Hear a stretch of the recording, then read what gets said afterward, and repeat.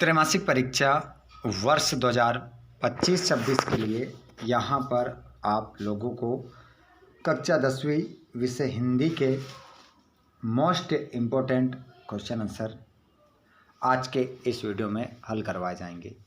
तो सभी class 10th के वे सभी स्टूडेंट जो अपनी त्रैमासिक परीक्षा की तैयारी कर रहे हैं, पेपर में आने वाले IMP प्रश्न उत्तर देख लीजिए। सभी क्वेश्चनों के आंसर भी आपको बताए जाएंगे। संपूर्ण सॉल्यूशन पेपर का करवाया जाएगा। त्रैमासिक परीक्षा में किस प्रकार पेपर आता है। पेपर आपका 75 नंबर का रहेगा। 3 घंटे में पूरे पेपर को आपको हल करना है। 1 से 23 तक प्रश्न पत्र आपका रहेगा। आइए स्टूडेंट्स, हम बिना देर के स्टार्ट करते हैं क्वेश्चन नंबर पहले से। जैसे भी ऐसे स्टूडेंट है कि आप चाहते हैं कि सामाजिक विज्ञान, विज्ञान, गणित सभी पेपर आपको मिले, तो आप सभी हमें कमेंट बॉक्स में बताएं और चैनल को सब्सक्राइब करके घंटी के बटन को ऑल पर कर लीजिएगा, जिससे आने वाला नोटिफिकेशन आपको मिल जाएगा। चलिए, तो सभी लाइव जितने भी आ चुके हैं हमारे स्टूडेंट्स, सभी एक बार अपने दोस्तों को शेयर कर दीजिए। कौन कौन आ गया है सभी मुझे कमेंट बॉक्स में बता दीजिए। कौन कौन लाइव में जुड़ चुके हैं एक बार सभी कमेंट बॉक्स में बता देंगे। उसके बाद हम स्टार्ट करते हैं क्वेश्चन नंबर पहला क्वेश्चन आपकी स्क्रीन पर यहाँ पर आएगा। सही विकल्प चुनकर लिखिएगा। इस पेपर में जो मैं आपको सिलेबस बताऊंगा बिल्कुल त्रैमासिक परीक्षा के अकॉर्डिंग आपको मैं बताऊंगा, ठीक है। इससे ज़्यादा आपके पेपर में नहीं आएगा। ध्यानपूर्वक आपको याद रखना है। सभी आ चुके हैं, सभी ने कमेंट कर दिया है, सभी लाइव क्लास में जुड़ चुके हैं, सभी के कमेंट में देख भी पा रहा हूँ। बहुत बहुत आप सभी का स्वागत है। चलिए, तो आज हम देखते हैं। कभी कभी क्या होता है, गवर्नमेंट का जो पेपर आता है उसमें भी कुछ शब्द टाइप करने में मिस्टेक हो जाती है, तो मैं आपको बता दूंगा, वहाँ पर समझ जाइएगा। सही विकल्प चुनकर लिखना है। आचार्य रामचंद्र शुक्ल ने हिंदी पद्य, ये पद्य हिंदी पद्य साहित्य को विभाजित किया गया है। तो आचार्य रामचंद्र शुक्ल ने पद्य साहित्य को कितने भागों में बांटा है? 3, 4, 7, 8। तो इसमें आपका जो करेक्ट आंसर हो जाएगा वो हो जाएगा 4 आप लगाएंगे, ठीक है। अगला क्वेश्चन मैं आपसे पूछूंगा, बताइएगा सभी। छायावाद के प्रतिनिधि कवि कौन है? जयशंकर प्रसाद, ऋतुराज, सूरदास, मीरा। बताओ, सभी कमेंट बॉक्स में बताएंगे। जितने भी हमारी लाइव क्लास में जुड़ने वाले स्टूडेंट हैं सभी कमेंट बॉक्स में बताएं क्या होगा इसका आंसर। बिल्कुल कमेंट आना स्टार्ट हो गया है। जयशंकर प्रसाद आपका राइट आंसर होगा। देखिए, कोई भी प्रश्न हम पढ़ रहे हैं तो उसमें आपको मात्र 2 से 3 सेकंड में आंसर देना है, ठीक है। तुरंत फटक से ऑप्शन तीसरे का पहला, दूसरा, तीसरा, चौथा ऐसे भी करके ऑप्शन लगा सकते हैं आप। संचारी बाहों की संख्या कितनी होती है? यहाँ पर लिखा है संचारी बाबू, लेकिन यह है संचारी बाहों की संख्या कितनी होती है। बताइए, संचारी बाहु कितने प्रकार के होते हैं? 30, 32, 33, 40। बताइए। बिल्कुल आंसर आपका करेक्ट क्या हो जाएगा? 33। नेताजी का चश्मा पाठ की विधा है। नेताजी का जो चश्मा पाठ है वो किस विधा में लिखा गया पाठ है? एकांकी, निबंध, व्यंग्य, कहानी। तो इसमें आपका करेक्ट आंसर हो जाएगा कहानी। अगला क्वेश्चन है, रामचरितमानस की भाषा है ब्रज, बुंदेली, अवधी, मालवी।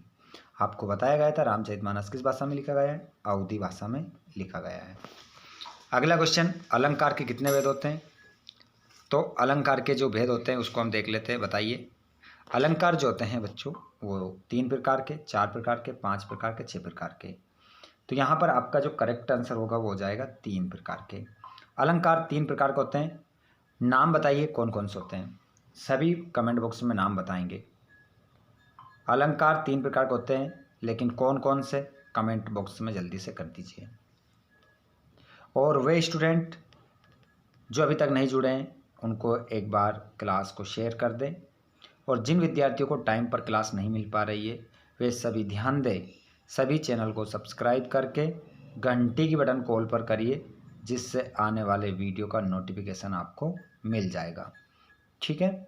चलिए, तो अलंकार 3 प्रकार के होते हैं। नाम आप सभी मुझे कमेंट बॉक्स में बता रहे हैं, ठीक है। ओके, क्वेश्चन नंबर 2 पे आ जाइए। सही जोड़ी मिलाना है। सूर के पद पाठ को लिखने वाले कौन हैं? सूरदास जी। बाल गोविंद भगत पाठ किसने लिखा? राम वृक्ष बेनीपुरी ने। भक्ति काल के कवि कौन है बताइए। अच्छा जल्दी से बताइए, भक्ति काल के कवि का नाम बताइए। तो इसमें हो जाएगा आपका तुलसीदास। कामायनी किसकी रचना है बताइए, बताइए कामायनी किसने लिखा है। सभी कमेंट कर रहे हैं प्रेमचंद। बताइए प्रेमचंद होगा क्या? गलत, प्रेमचंद नहीं होगा। कामायनी को हम प्रेमचंद से नहीं मिलाएंगे, कामायनी को हम मिलाएंगे महाकाव्य से। ध्यान रखना, इस प्रकार से जोड़ी मिलती है हमारी। और राम लक्ष्मण परशुराम संवाद पाठ किसने लिखा है? तुलसीदास। 2 तुलसीदास आए इसमें, देखिए 1 2, तो दोनों का आंसर लगा दिया हमने। उपन्यास सम्राट प्रेमचंद, इस प्रकार आपकी जोड़ी मिल जाएगी। उसके बाद ठीक है, सभी ने शेयर कर दिया है और लगभग संख्या भी बढ़ती जा रही है। ठीक है, आगे हम बढ़ते हैं। रिक्त स्थान की पूर्ति कीजिए।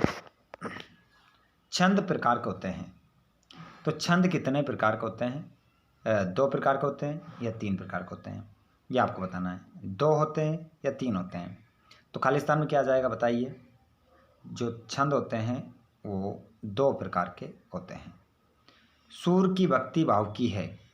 जो सूरदास जी हैं उनकी भक्ति किस भाव की थी, ये आपको बताना है। शाक्य भाव की या दास भाव की, बताइए। तो सूरदास जी ने जो भक्ति की थी वो की थी शाक्य भाव की, है ना। और तुलसीदास की भक्ति थी दास भाव की, ध्यान रखिएगा। तो यहाँ पर खालिस्तान में आ जाएगा शाक्य भाव। नाटक के तत्व होते हैं, तो नाटक के जो तत्व होते हैं वो 7 होते हैं या 8 होते हैं, ये आपको बताना है। तो ध्यान रखिएगा, नाटक के जो तत्व होते हैं वो 7 होते हैं, 8 तो तत्व होते ही नहीं हैं। ठीक है, किसी में 8 तत्व नहीं होते हैं, केवल 7 से ज़्यादा तत्व नहीं होते हैं।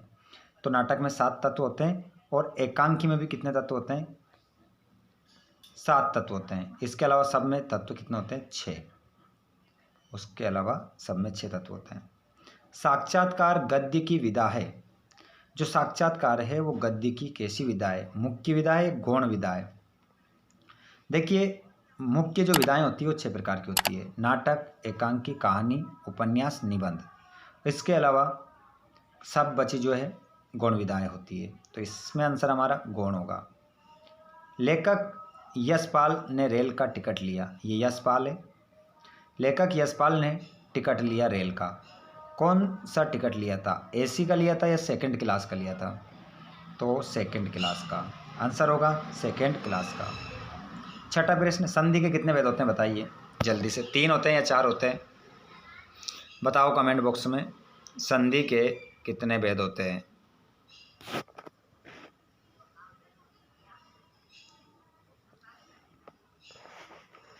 संधि के भेद होते हैं तो आंसर हो जाएगा 3। अब हम देखेंगे सत्यासत्य। भोलानाथ पिताजी के साथ ज़्यादा रहता था, बिल्कुल भोलानाथ पिताजी के साथ ज़्यादा रहता था, तो इसका आंसर क्या हो जाएगा? सत्य। पहले का आंसर आप लगाएंगे सत्य, ठीक है। दूसरा, माता का अंचल शिवभोजन शाही की रचना है, तो इसका आंसर भी आपका क्या हो जाएगा? सत्य। प्रश्न नंबर 3, दोहा एक सममात्रिक छंद है, तो इसका आंसर क्या होगा आपका? असत्य, क्योंकि अर्ध सममात्रिक छंद है, ना कि सममात्रिक। अगला क्वेश्चन, प्रसाद जी ने जो सुख स्वप्न देखा था वो पूरा हो गए थे, तो इसका आंसर भी क्या होगा? असत्य, क्योंकि वो पूरे नहीं हुए थे। चलिए नेक्स्ट क्वेश्चन, नेताजी की मूर्ति कस्बे के चौराहे पर लगी थी, बिल्कुल सत्य। लखनवी अंदाज के लेखक यशपाल हैं, तो बिल्कुल ये भी क्या हो जाएगा? सत्य। लखनवी अंदाज पाठ के जो लेखक हैं वो यशपाल जी है। आगे हम बढ़ते हैं अगले क्वेश्चन की ओर। क्वेश्चन है आपका 5वां, एक शब्द में उत्तर देना है। राम लक्ष्मण परशुराम संवाद में किस छंद का प्रयोग हुआ है? तो राम लक्ष्मण परशुराम संवाद में यदि हम बात करें तो मुख्य रूप से तो चौपाई छंद का प्रयोग हुआ है, सभी जानते हैं चौपाई। लेकिन चौपाई के साथ दोहा छंद का प्रयोग भी हुआ है। अगर यहाँ पर पूछता मुख्य रूप से किस छंद का प्रयोग हुआ है तो चौपाई, नहीं तो हम दोनों भी यहाँ पर लिख सकते हैं। गोस्वामी तुलसीदास की मृत्यु कहाँ हुई? तो गोस्वामी तुलसीदास की मृत्यु कहाँ हुई थी बताइए कमेंट बॉक्स में। इसका आंसर सभी मुझे कमेंट बॉक्स में बताएंगे कहाँ हुई थी। चीटिंग कोई नहीं करेगा। बताइए, एक प्रश्न आपका जो आपके स्क्रीन पर है, गोस्वामी तुलसीदास की मृत्यु कहाँ हुई थी ये आपको बताना है। जल्दी से बताइए। देखता हूँ सबसे पहले इस प्रश्न का जवाब कौन देता है। जो जितने भी लाइव जुड़ रहे हैं वो तो ठीक है, लेकिन जो इस क्लास में नहीं जुड़ पाते हैं लाइव में, वो जब यूट्यूब पर देखेंगे उनको कमेंट बॉक्स में कमेंट करना है। बाकी सभी लाइव में कमेंट करें। क्या होगा आंसर? गोस्वामी तुलसीदास की मृत्यु कहाँ हुई थी? अगला क्वेश्चन देखता हूं तब तक मैं। उद्धव ने गोपियों को क्या संदेश दिया? उद्धव ने गोपियों को क्या संदेश दिया बताइए जल्दी से। योग का। आंसर क्या हो जाएगा? योग का संदेश। जयशंकर प्रसाद जी के दो रचनाओं के नाम लिखिए। तो जयशंकर प्रसाद की दो रचनाओं के नाम लिखना है तो क्या हो जाएगा? एक तो हो जाएगी कामायनी, और जयशंकर प्रसाद की एक रचना का नाम और बताओ फटाक से। कामायनी, जल्दी से बताइए। लहर, आंसू, झरना, ये सब इनकी रचना है। भोलानाथ के पिताजी गंगा में कितनी आटे की गोलियां प्रवाहित करते थे? तो इसका आंसर क्या होगा आपका? 500। शांत रस का स्थायी भाव क्या होता है बताइए। निर्वेद। क्या होगा? निर्वेद। उसके बाद हम देखते हैं अगला क्वेश्चन। चलिए आगे देखते हैं हम नेक्स्ट क्वेश्चन को। और अगला क्वेश्चन है आपका, लक्ष्मण ने वीर योद्धा की क्या क्या विशेषता बताइए। तो लक्ष्मण ने वीर योद्धा की कौन कौन सी विशेषता बताइए? आप सभी जानते हैं लक्ष्मण ने वीर योद्धा की कई विशेषताएं बताइए, जैसे कि वीर योद्धा स्वयं अपनी प्रशंसा कभी नहीं करते हैं और वो अपना पराक्रम युद्ध भूमि में दिखाते हैं, और वो क्या करते हैं? गाय, ब्राह्मण, देवता, ईश्वर भक्त पर अपनी वीरता नहीं दिखाते हैं। और गोपियों ने किन किन उदाहरणों के माध्यम से उद्धव को उल्हाने दिए हैं, ये भी आपका एक प्रश्न हो जाएगा और इसका आंसर बताइए। क्वेश्चन है कि मर्यादा न लही के माध्यम से कौन सी मर्यादा न रहने की बात की जा रही है? कवि आत्मकथा लिखने से क्यों बचना चाहता है? नेताजी सुभाष चंद्र बोस की मूर्ति को देखकर लेखक के मन में कौन सी कमी खटकी? लेखक को नवाब साहब पर किन हाव भावों से महसूस हुआ कि उनसे बात करने के लिए तनिक भी उत्सुक नहीं है? आपके विचार से भोलानाथ अपने साथियों को देखकर सिसकना क्यों भूल गया था? और गद्य की मुख्य विधाओं के नाम लिखिए। तो ये मुख्य विधा मैं बता ही देता हूँ कौन कौन सी होती है। एकांकी, नाटक, कहानी, उपन्यास, निबंध। निबंध के बाद 5 हो गए ना, 1 2 3 4 5। एक और होती है, उसका नाम है आलोचना। ये 6 प्रकार की मुख्य विधा होती है, बाकी सभी गौण होती है। यहाँ पर देखें कहानी और उपन्यास में अंतर। कहानी का आकार छोटा होता है, उपन्यास का आकार बड़ा होता है। उपन्यास में कहानी में पात्रक संख्या कम होती है, उपन्यास में पात्रक संख्या अधिक होती है। कहानी में जीवन की किसी एक घटना का वर्णन होता है, उपन्यास में संपूर्ण जीवन का वर्णन होता है। इस प्रकार आप लिख सकते हो। आगे देखें, अलंकार की परिभाषा लिखिए। तो किसी काव्य में क्या करते हैं? शब्दों एवं अर्थों के द्वारा चमत्कार क्या आता है? उत्पन्न होता है। यह हम कह सकते हैं अलंकार का शाब्दिक अर्थ होता है गहना या आभूषण। जिस प्रकार आभूषण मनुष्य के शरीर की शोभा बढ़ाते हैं, उसी प्रकार काव्य की सुंदरता बढ़ाने वाले तत्वों या धर्मों को क्या कहते हैं? अलंकार। रस की परिभाषा। तो रस की परिभाषा हम लिख सकते हैं, किसी भी काव्य को पढ़ने, सुनने व देखने से जो आनंद की अनुभूति होती है उसे रस कहते हैं। नाटक एकांकी में अंतर। नाटक का आकार बड़ा होता है, एकांकी का आकार छोटा होता है। नाटक में अनेक अंक होते हैं, एकांकी में एक अंक होता है। नाटक में पात्रों की संख्या अधिक होती है, एकांकी में पात्रों की संख्या कम होती है। निपात शब्द देख सकते हैं आप, सारे क्वेश्चन में करवाऊंगा। समास की परिभाषा, क्रिया किसे कहते हैं, आंखों का तारा बहुत प्यारा, अंधे की लाठी एकमात्र सहारा, ईद का चांद होना, बहुत दिनों में दिखाई देना। वाक्य में प्रयोग भी हम कर सकते हैं। कैसे करेंगे? कोई भी विद्यार्थी मुझे आंखों का तारा होना ये मैं बता रहा हूँ, फिर आप ये बताएंगे। श्रवण कुमार अपने माता पिता के लिए आंखों का तारा थे। बताइए। अब अंधे की लाठी का प्रयोग करके आप मुझे बताइए क्या होगा। सबसे पहले कौन करेगा, जल्दी से बताइए। और एक कोई भी विद्यार्थी ईद का चांद होना, इसका भी करके बताइए कैसे वाक्य में प्रयोग करेंगे। साथ में आपको क्या बताना है, छंद की परिभाषा व भेद। छंद की परिभाषा दीजिए और उसके कितने भेद होते हैं वो भी बताइए। चौपाई की परिभाषा, चौपाई एक सममात्रिक छंद है और इसके प्रत्येक चरण में 16-16 मात्राएं होती है। आगे देख सकते हैं आप, कवि परिचय लिखना है सूरदास अथवा तुलसीदास जी का। ये सब मैं आपको बताने वाला हूँ। पूरा PDF बनाकर आंसर का, इन सभी प्रश्नों के आंसर का मैं आपको देने वाला हूँ व्हाट्सएप ग्रुप पर या फिर टेलीग्राम ग्रुप पर, है ना। दोनों पर आपको मिल जाएंगे। टेलीग्राम से जुड़ जाइए आप, हमारे व्हाट्सएप ग्रुप से जुड़ जाइए। अगर आपका क्वेश्चन है कहाँ से जुड़ जाएँ, तो डिस्क्रिप्शन में लिंक है ना। और आपका कोई भी क्वेश्चन है, आप हमसे डायरेक्ट बात करना चाहते हैं, तो आप हमें इंस्टा या फेसबुक पर पेज पर क्या कर सकते हैं, फॉलो कर सकते हैं। चलिए आगे देखते हैं। काव्य की परिभाषा और काव्य की विशेषताएं लिखिए। उसके बाद यहाँ पर अपठित गद्यांश आ जाता है, जिसको पढ़कर आपको क्या देना है, आंसर देना है। उपर्युक्त गद्यांश का शीर्षक लिखिए। तो यहाँ पर शीर्षक अगर हम देंगे तो शीर्षक में हम क्या देंगे, मनुष्य एक सामाजिक प्राणी है, ये इसका शीर्षक हो जाएगा। मनुष्य एक सामाजिक प्राणी है। दूसरा, मैत्री में कौन कौन से भाव सम्मिलित है, तो प्रेम का साथ, समर्पण, त्याग की भावना मुख्य होती है। और उसमें मैत्री में सबसे आवश्यक है परस्पर विश्वास। मित्र ऐसा सखा, गुरु और माता है जो सबके स्थान का पूर्ण करता है। और मित्र किसके स्थान को पूर्ण करता है, ये तीसरे में, अभी जो बताया आपको तीसरे में हो जाएगा। ठीक है, आगे हम देखते हैं 20वां।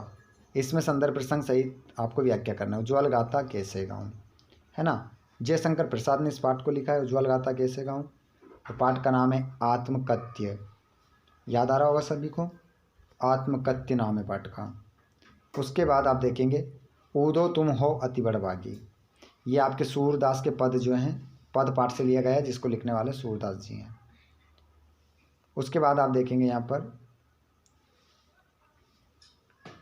मूर्ति संगमरमर की थी, टोपी की नोक से कोट के दूसरे बटन तक कोई 2 फुट ऊंची, जिसे कहते हैं बस्ट। अब नेताजी की मूर्ति में कितने बटन थे, तो ये आपको आंसर बताना है, 2, याद रखना है ना। तो इनका संदर्भ प्रसंग करना है, आपको करना आता होगा। और इस पर अनुच्छेद आपको लिखना है, संवाद लिखना है। प्रिय खेल क्रिकेट पर 2 मित्रों के बीच क्या लिखना है, संवाद। आगे देखते हैं शुल्क मुक्ति का प्रार्थना पत्र, यहाँ पर लिखना है क्वेश्चन नंबर 23 में। यहाँ पर एक क्वेश्चन मिसप्रिंट है, 24 में पहुँच गया है। निबंध लिखना है कंप्यूटर विज्ञान की देन, मेरा प्रिय खेल, स्वच्छ भारत अभियान। किसी एक विषय पर निबंध लिखना है रूपरेखा के साथ। ये 200 शब्द यहाँ गलत लिखे, 150 शब्दों में आपको निबंध लिखना रहता है। ठीक है, तो इस प्रकार इसमें से 1 से लेकर 23 तक हमने जिस भी प्रश्न को छोड़ा है, इन सभी के आंसर आपको हम व्हाट्सएप पर दे देंगे, टेलीग्राम पर दे देंगे। बस आप क्या करें, अच्छे से रीड कर लें। त्रैमासिक परीक्षा की तैयारी बहुत ही शानदार तरीके से आपकी हो जाएगी, और अर्धवार्षिक की भी हो जाएगी, प्री बोर्ड की भी हो जाएगी, वार्षिक की भी हो जाएगी। ठीक है, सभी परीक्षाओं की तैयारी हम आपको करवाते आए हैं, आगे भी आपकी तैयारी इसी प्रकार करवाते रहेंगे। तो अगर आपने अभी तक भी चैनल को सब्सक्राइब नहीं किया है, तो चैनल को सब्सक्राइब कर लीजिएगा और घंटी के बटन को ऑल पर कीजिएगा, ताकि नेक्स्ट वीडियो आपको सबसे पहले मिल सके। चलिए, सभी को शुभ रात्रि, मिलते हैं हम नेक्स्ट वीडियो में। सभी विद्यार्थी एक कमेंट ज़रूर करके बताएं कि आज का वीडियो आप लोगों को कैसा लगा और नेक्स्ट वीडियो हमें किस विषय पर बनाना चाहिए ये भी बताएं, किस टॉपिक पर बनाना चाहिए ये भी आप हमें बताएं। ठीक है, किस टॉपिक पर बनाना है ये भी आप बताएं। धन्यवाद आप सभी का। लगभग क्लास हमारी 20 मिनट की हो चुकी है। Thanks for watching. जय हिंद। मिलते हैं हम नेक्स्ट वीडियो में।